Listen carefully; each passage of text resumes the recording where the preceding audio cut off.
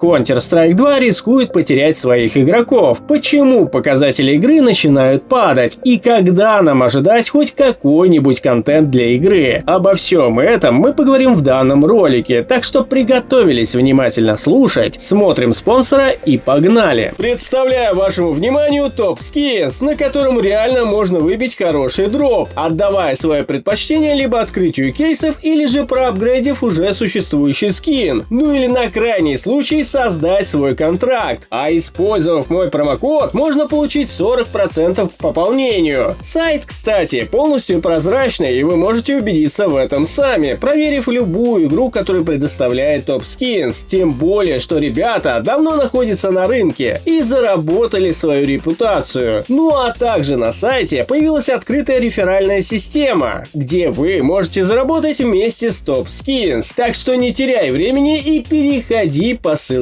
в описании. Ну что же, для того, чтобы в целом понимать происходящее с CS2, нужно немножечко разобраться, на чем в принципе держался весь успех CSGO, который должна унаследовать и CS2. В теории у нас есть три главных столпа игры. Это соревновательный режим, который в целом дает вам стимул расти дальше в этой игре и заходить в нее чаще. Это также и моддинг, в который входит мастерская с картами и сервера с альтернативными режимами, в случае, если вам наскучит официальный контент игры. Ну и, конечно же, скины, в спектр которого входит престиж, покрасоваться перед друзьями, или же попытка заработка на трейде или фарме. И да, я понимаю, что многие могут не согласиться или же добавить еще парочку пунктов в стиле «а как же добротный античит» и все в этом духе. Я же в свою очередь выделил три главных пункта, которые заставляют игроков держаться за игру. Все же остальное это само собой разумеющееся для любой онлайн-игры. И все бы ничего, но, к сожалению, все эти три пункта на данный момент попросту не работают должным образом в CS2. Игра все еще забагована, и при починке некоторых багов вылезают новые, из-за чего нормально сыграть в соревновательную игру не получается. Ну а выбрать альтернативу в виде карт мастерской и пойти поиграть с друзьями тоже, увы, не выйдет, так как они попросту не запускаются с друзьями через лобби. Ну а любители скинов не получают новые раскраски на оружие, из-за чего рыночек потихонечку будет падать вниз. Но вы знаете, в CSGO была еще одна особенность, скажем так, феномен. Разработчики могли выдерживать длинные паузы от добавления какого-либо визуального контента, будь то косметика или, скажем так, операция. И в момент того, как только онлайн какое-то время становился ниже, выпускали наконец-таки обновления с визуальным контентом и ловили при этом высокий онлайн. Так еще и многие игроки забывали о всех грехах разработчиков и возвращались снова в игру. Но, к сожалению, по моему мнению, весь этот концепт работал бы при условии рабочих столпов, чего сейчас у CS2 попросту нет. И то, что сейчас происходит с показателями в CS2, я поначалу даже и не поверил, так как если не углубляться и просто взглянуть на них, особо сильным просадом вроде бы и не пахнет. Тем более я вам рассказал о феномене CSGO. Поэтому пришлось собирать статистику и делать свои графики, на которых было бы более-менее видно просадки в онлайне. И да,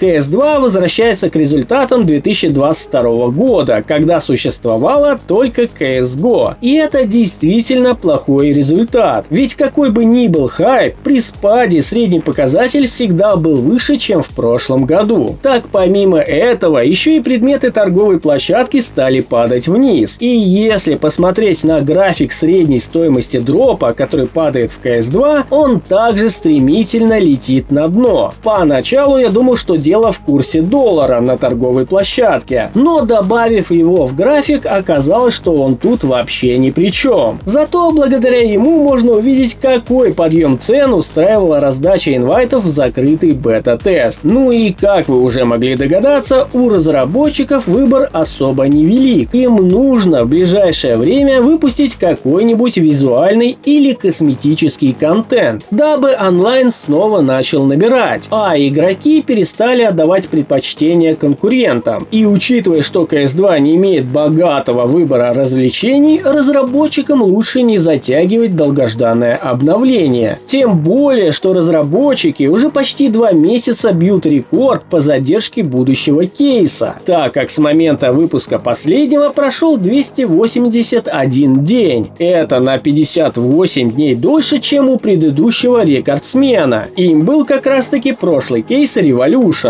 Так что, ребята, в ближайшее время стоит ожидать чего-то интересного. В противном случае, если мы ничего не получим в этом году, это реально может плохо сказаться на онлайне. И боюсь, что после этого феномен CSGO не поможет. Так что, ребята, держим кулачки. Ну а вам всем огромнейшее спасибо за просмотр. Всем пока и удачи!